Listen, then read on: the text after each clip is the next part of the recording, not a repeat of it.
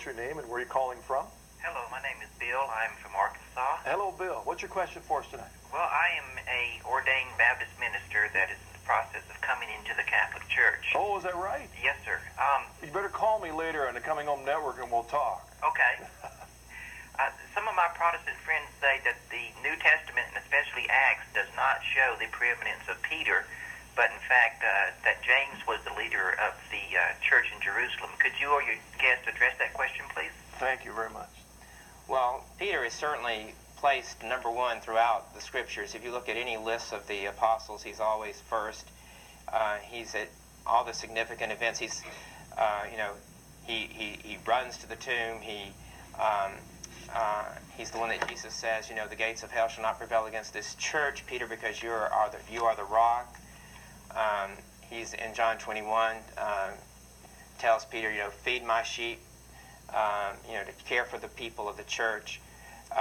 He's certainly, I think, throughout the Scriptures, given a preeminent role in the life of the apostles. And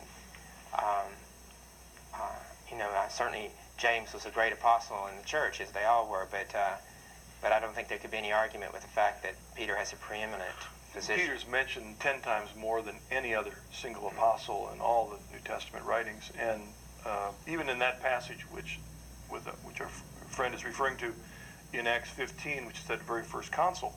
I mean, yes, James is the bishop of Jerusalem, but that isn't the issue. I mean, in some sense, that's freed Peter up to continue his missionary activities, which he's come back for in this particular issue. What's interesting, when the issue has arisen basically over what kinds of rules is the church going to impose on Gentiles, that's the issue.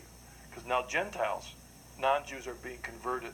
What kind of rules do we impose on them? Do they have to do all the rules? And so the church is struggling with authority to make changes or to decide what must be required. And it's Peter that speaks up and defines, because of his experience. It's Peter's experience that this is all based on. And after it's spoken, James, the bishop of Jerusalem, it says after they had fallen silent. In other words, after Peter spoke, in verse 12, the whole assembly fell silent.